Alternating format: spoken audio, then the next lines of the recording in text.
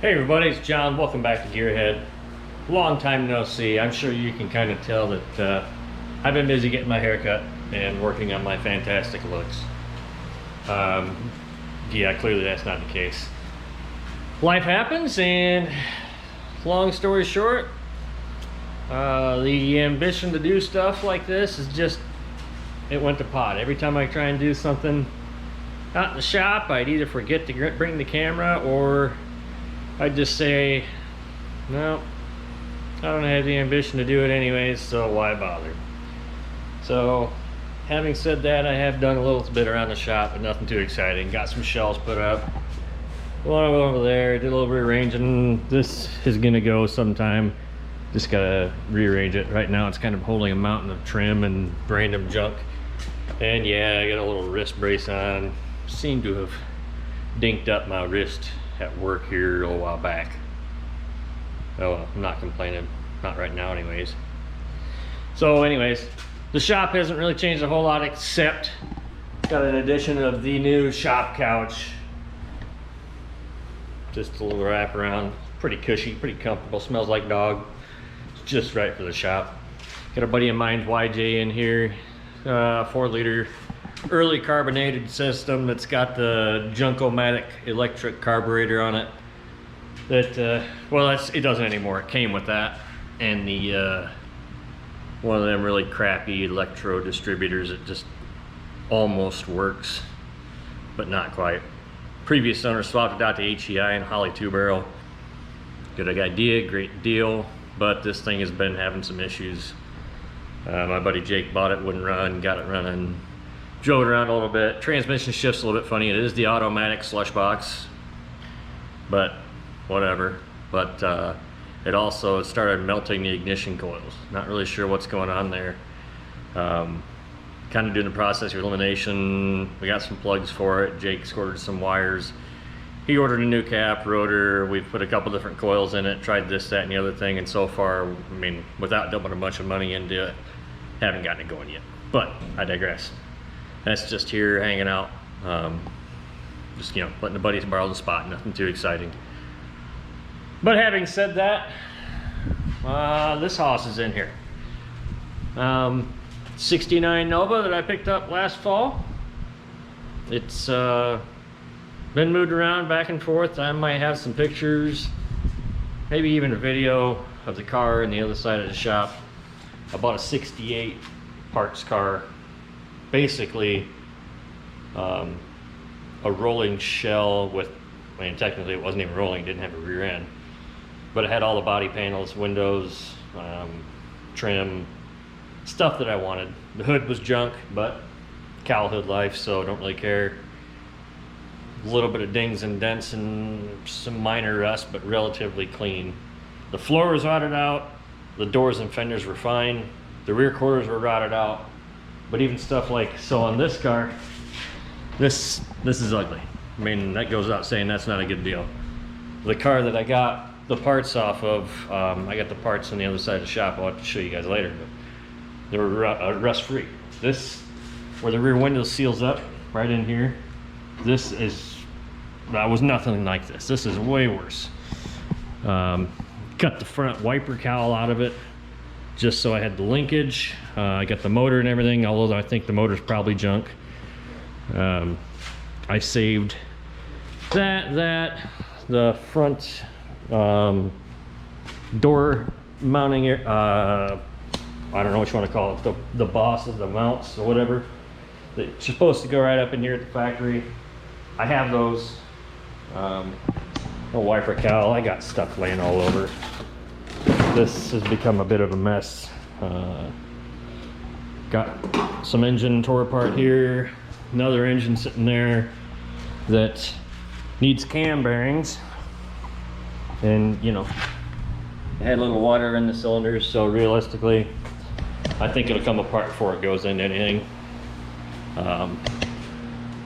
12-point cage kit, basically that's half of it. That's the hoop, door bars, down bars, stuff like that.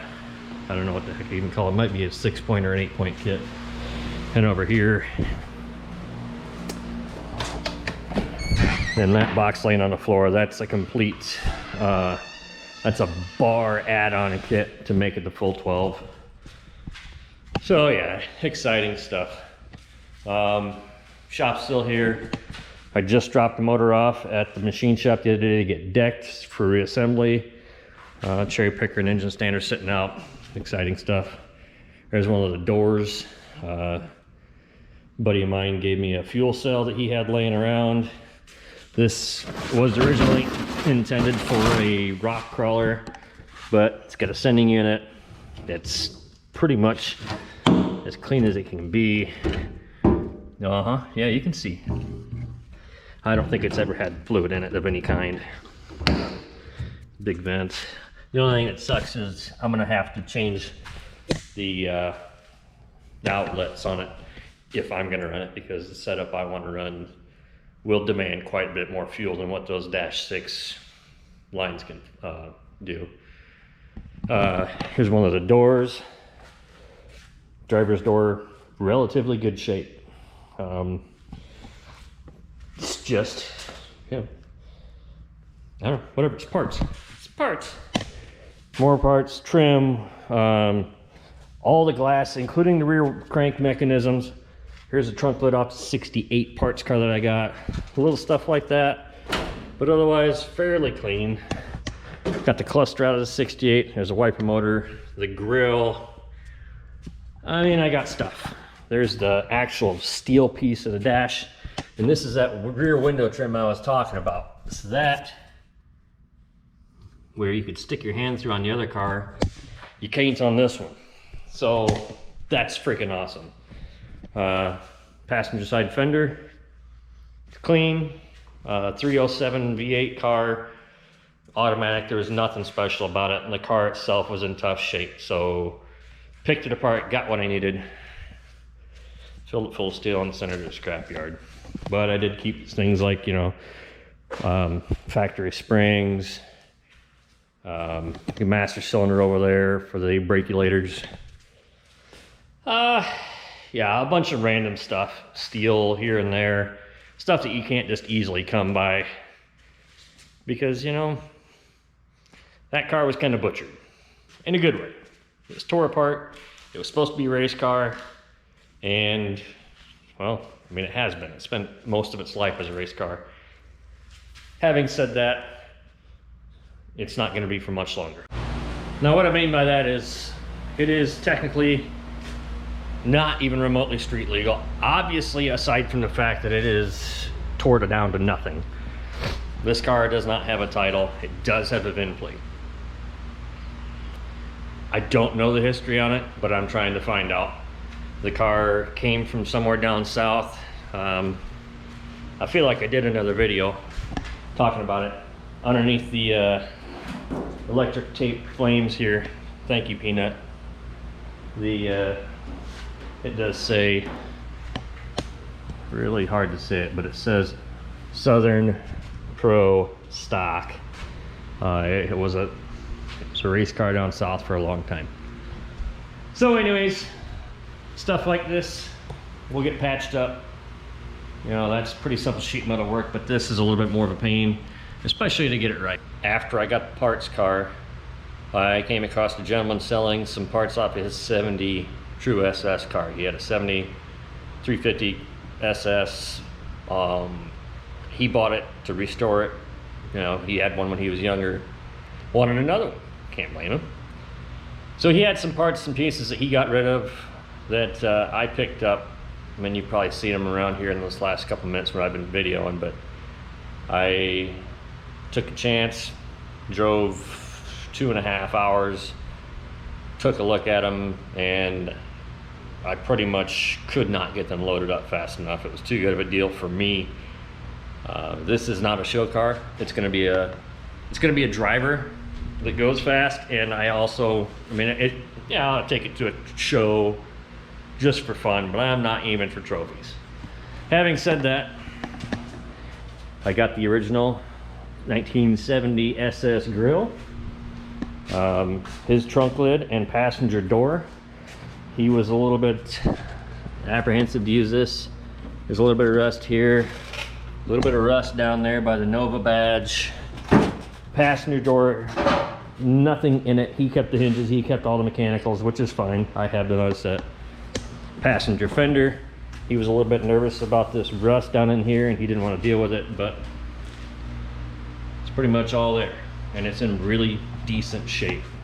And the only pieces I actually intended to buy in the first place are front and rear bumpers. These are 90% front and rear bumpers. They're in fantastic shape. I don't have a good rear in the front.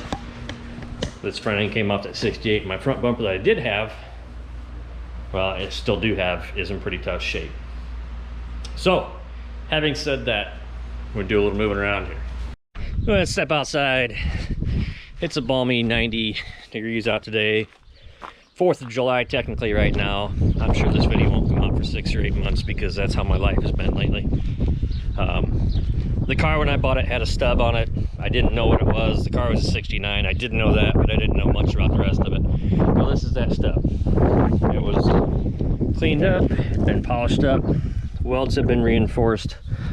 It had been prepped to be race car stuff, but this stub is off of a 75 to 79 Nova, late, you know, or second gen 2B Camaro.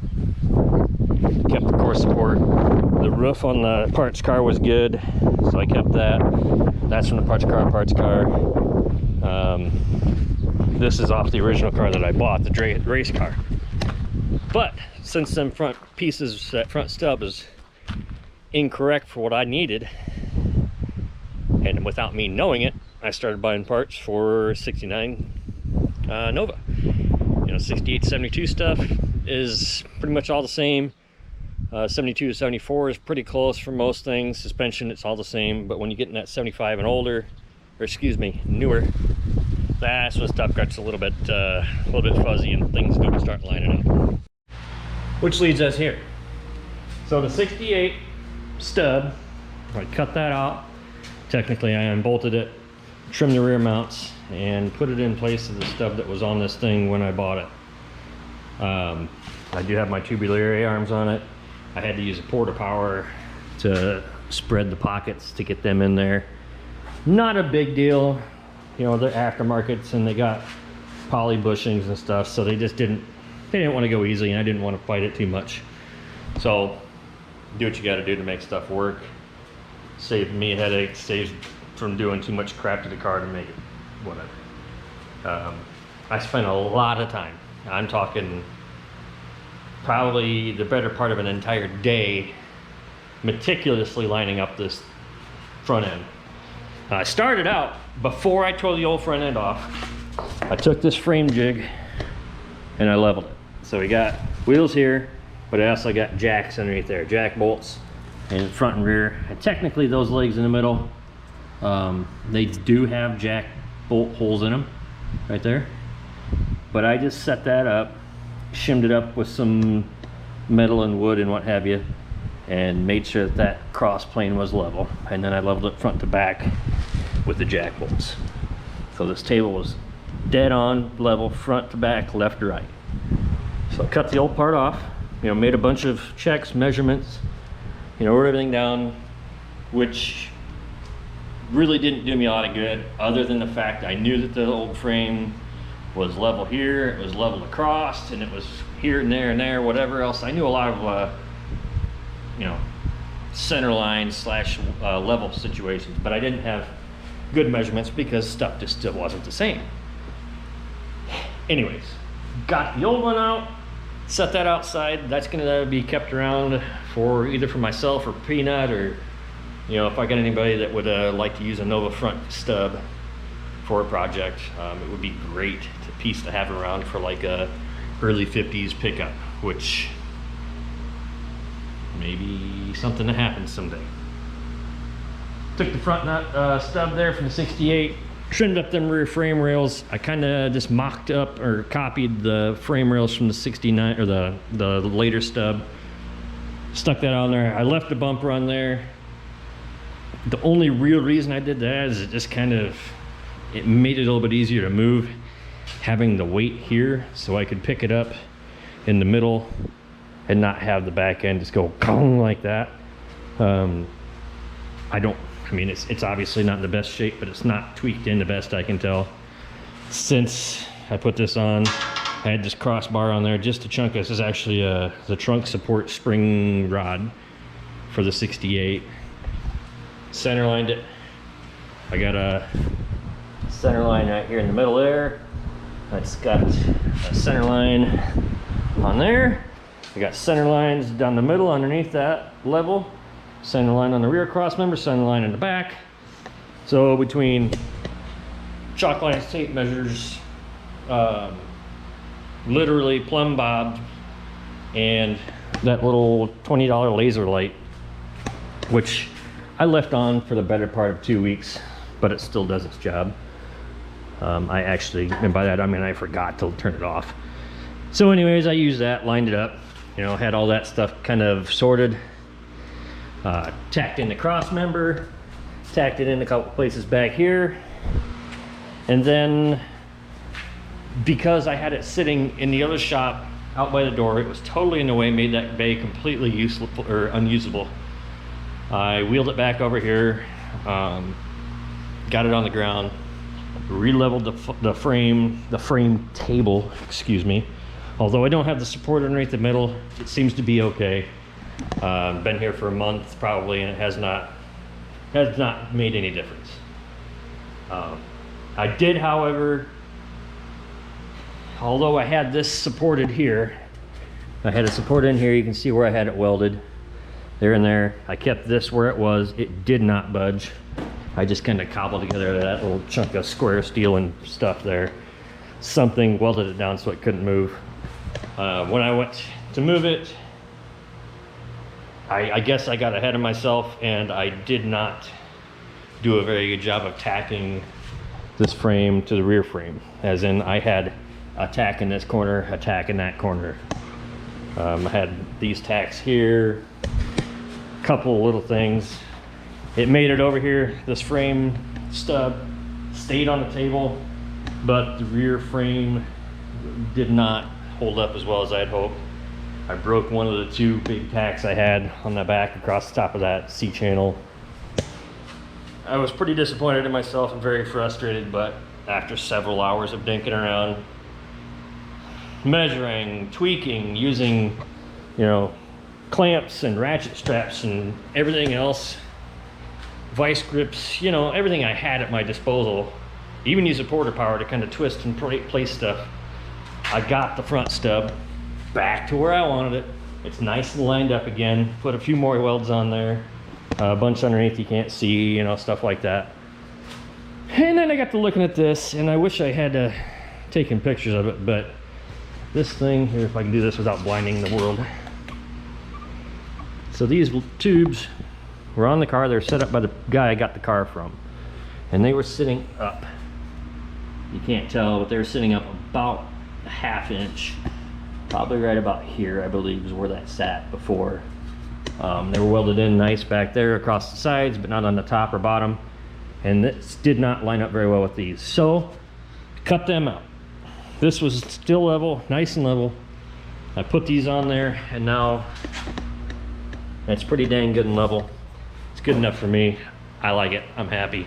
So yeah, so that's where we're at with it, sort of, kind of, more or less, anyways. The shop's been pretty quiet, like I said, so this work-related injury I got going on has definitely put the dampers on everything. I've been able to do small things like get the spindles and bearings put together.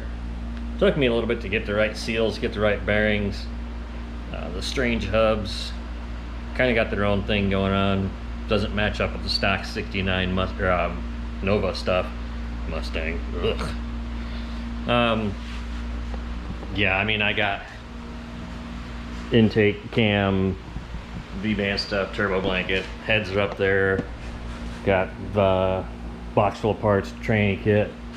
I got, you know, rear main, valley seal, billet valley cover, some lifters in here, cam bearings, engine crank bearings, timing chain, oil pump, push rods, terminators there, turbos there, I even bought a set of big block springs that had been cut down with shocks from a guy at a swap meet. He had them on his 69 drag car. I don't know if they're going to do me any good, but I got the stock springs off of the 68 V8 car, so it'll be, you know, a close second. Intercooler radiator, might not use either one of them, is what it is. Even though the engine's out at the machine shop. New standard pistons, a little baby dish to them because, well, as much as I wanted to bump the compression up and run as much as I could through that motor, I decided that I'd probably be smarter to run a dish piston. Just be smarter in general. I'm gonna be running boost. I got the new body style truck intake with a 92mm throttle body on it. Until I can afford like a Holly high ram, that's what we're gonna run with. Yeah. The trainee's over there on the trainee bench. Been tore, well, I had the pan tore off for quite a while. Really haven't had any need to get into it because everything looks okay. I'm gonna put a HD2 shift kit in it, but I'm also tempted to pull the pump out and replace it just because it's already out. Need to buy a torque converter. I have the stock one, but I just don't think the stock is gonna be a way to go. Rear end, I could use the rear end housing out of the Grand Prix. No reason not to, except then I took the Grand Prix rear end housing.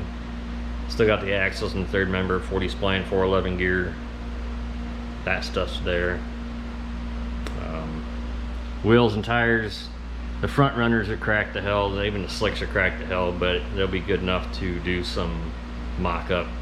32-inch slicks there. Kind of leaning towards going to 31.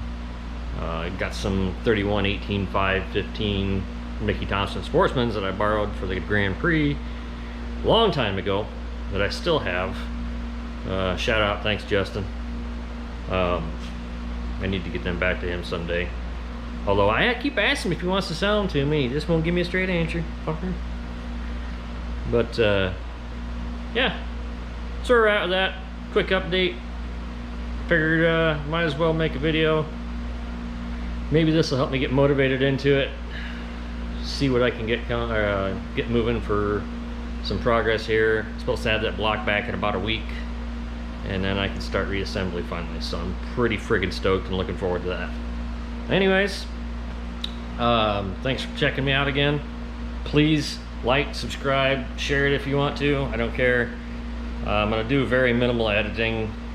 I think I got caught up with the editing stuff in the past, and that's what really slowed my progress. You know, I'd take a video, get a bunch of stuff rounded up, kind of get all like worked up and excited and just like fueled up, ready to go, and then I'd sit down at the computer to edit stuff and stall out. So try this method. Just pop shit together, stick it up on the old tubes, see what happens. Help me grow, help this channel grow, motivate me to get some more done. This car is going to be awesome. Please check it out. Check me out again next time. See ya. Bye.